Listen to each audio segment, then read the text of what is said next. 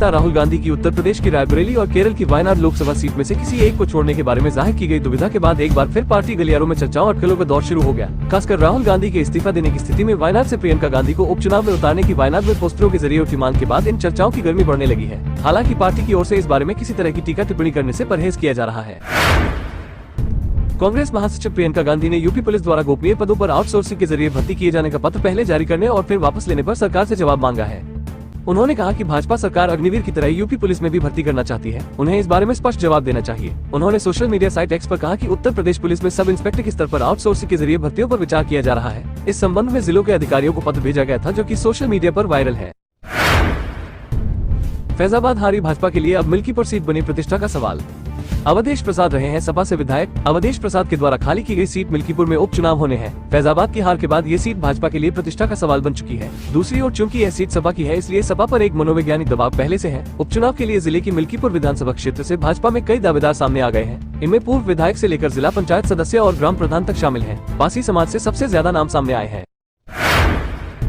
लखीमपुर खीरी में भारतीय किसान यूनियन के राष्ट्रीय प्रवक्ता राकेश टिकैत ने कहा कि सरकार ने तो अजय मिश्र टेनी को नहीं हटाया, लेकिन यहाँ की जनता ने उन्हें हटा दिया। अयोध्या के बारे में टिकैत ने कहा कि जो अयोध्या शहर है जहाँ मंदिर है वहाँ तो विकास हुआ, पश्चिम दिशा में कोई विकास नहीं हुआ। राकेश टिकैत संयुक्त किसान मोर्चा के केंद्रीय प्रतिनिधि मंडल में बृहस्पतिवार को लखीमपुर पहुंचे थे। उन्होंने कहा कि गाँवों में किसानों की जमीन का अधिग्रहण हो रहा है। सरकार सस्ते में जमीन खरीदकर महंगे दामों पर बेच रही है। अगर आप जमीन अधिग्रहण कर रहे हो तो सीधे व्यापारी से करा दो। इसके लिए अयोध्या में भी बड़ा आंदोलन होगा।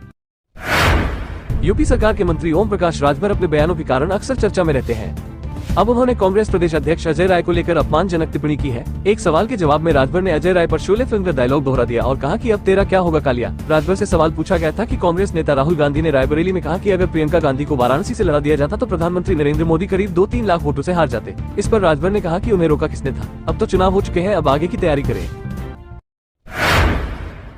डाक सहायक को सीबीआई ने घूस लेते रंगे हाथों पकड़ा। पान की गुमटी में ले रहे थे रिश्वत का पैसा। यूपी के बहराइच जिले के उपडाकघर नानपारा में तैनात एक डाक सहायक को बृहस्पतिवार को सीबीआई टीम ने 20,000 रूपए घूस लेते रंगे हाथों दबोच लिया। डाक सहायक ने एबीपीएम से चार्जशीट रफा दफा करने के एवज में घूस मांगा था, जिसकी शिकायत एबीपीएम ने सीबीआई से कर दी थी। बृहस्पतिवार को पहुंची सीबीआई टीम के जाम में डाक सहायक फंस गए और टीम ने उन्हें घूस लेते रंगे हाथ दबोच लिया। बृहस्पतिवार को इस संबंध में वित्त विभाग ने शासनादेश जारी कर दिया।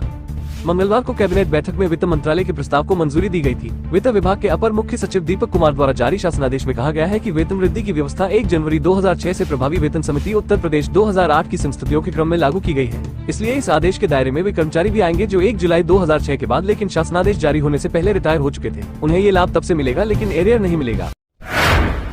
भीषण गर्मी के बीच रेलवे स्टेशनों पर पेयजल की खपत करीब दोगुनी हो गई है, लेकिन रेलनीर की आपूर्ति यह खपत पूरी नहीं कर पा रही है। ऐसे में पूर्वोत्तर रेलवे प्रशासन ने अन्य 6 ब्रांड के पानी को रेलवे स्टेशनों पर बेचने की अनुमति दी है। लखनऊ जंक्शन व चारबाग स्टेशन पर ही तकरीबन 50 से 60,000 लीटर पानी की खपत रोजाना की है, लेकिन रेलनीर की ओर से होने वाली आपूर्ति इसकी 1/4 तक ही है। ऐसे में स्टेशन परिसरों में दूसरे ब्रांड का पानी बिकता है, जिससे रेलवे को राजस्व नहीं मिलता। ऐसे में पूर्वोत्तर रेलवे मुख्यालय ने लखनऊ जंक्शन के अतिरिक्त अन्य स्टेशनों पर 6 और ब्रांड को पानी बोतल बेचने की अनुमति दी है।